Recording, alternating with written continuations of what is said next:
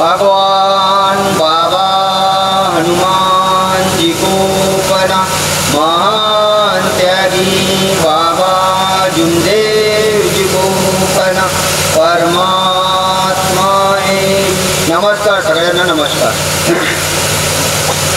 परमपूज्य परमात्मा एक सेवक मंडळ वर्धमान नगर नागपूरच्या वतीने बाबाच्या आदेशानुसार आजचे 9वे हवन राजूभाऊ साखरकर यांच्या इथं नुसते पार पडले।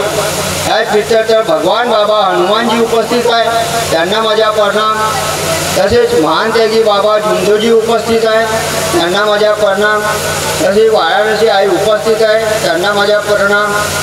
आजचे अध्यक्ष रविभाऊ राऊत यांना माझा नमस्कार आणि मार्गदर्शक कार्यकर्ता सेवक सेवकिनी बाळगोपाळ सगळ्यांना माझा नमस्कार। माझ्याकडे प्रस्तावना दिली आहे। माझ्या जे गुरुजींनी सांगितल्या पहिल्या पानावरची प्रस्तावना हे मी सांगत आहोत। एक चित्त एक लक्ष एक भगवान हे बाबा जुमदेवजी माझ्या वडिलांचे शब्द आहे। या साध्या शब्दात मार्ग देण्याचा संपूर्ण उद्देश व्यक्त झालेला आहे। एक चित्त एक लक्ष एक भगवान हे बाबा जुमदेवजी माझ्या वडिलांचे शब्द आहे। या साध्या शब्दात मार्ग देण्याचा संपूर्ण उद्देश व्यक्त झालेला आहे। याकरिता एक चित्त एक लक्ष करण्याकरिता बऱ्याचशा गोष्टी सोडाव्या लागतात। शिष्ट आणि त्याग याचे पालन करावं लागतात। साधे कार्य आणि त्यागाचे कार्य देण्याचा हाच अर्थ असतो की आपले लक्ष एकाच परमेश्वराकडे लागले पाहिजे आणि त्या परमेश्वराची जाणीव झाली पाहिजे। बाबा नेहमी म्हणायचे की ही कृपा जागृत आहे। या कृपेला शब्द देणे ही फार मोठी गोष्ट आहे।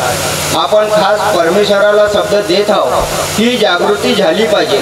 यात परमेश्वराची विचारशक्ती पण दिलेली आहे।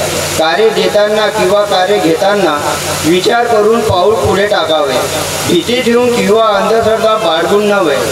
परमेश्वराची आत्मपरिचिती ज्यांना होते त्यांना जीवन धन्य झाल्यासारखे होते। त्यांच्या स्वभावात आणि वागणुकीत फरक होतो।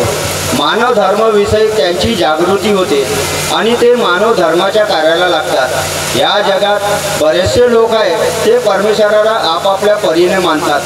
आपल्या मार्गात परमेश्वर एकाच विषय तऱ्हेने प्रकट झालेले आहे आणि आपल्याला एकाच विषय तऱ्हेने संदेश देत आहे। आपल्याला मिळत असलेला संदेश जेव्हा आपण घेऊन चालून तेव्हाच आपली प्रगती जास्त होणार आहे। या मार्गावरील आलेले सेवक कुटुंबामध्ये प्रेम ठेवतात, कोणालाही दुःख देत नाही, कोणावर अन्याय करत नाही। सेवकांना जीवनात सुख आणि समाधान मिळाले आहे। तसेच ह्या नियमावलीला स्वीकार करणाऱ्या सेवकांना परमेश्वरी आत्मपरिचिती मिळेल आणि सुख समाधान मिळेल। हे बाबा जुमदेवजीच्या मुलांनी लिहिलेली प्रस्तावना। सगळ्यांना शुभेच्छा आणि नमस्कार।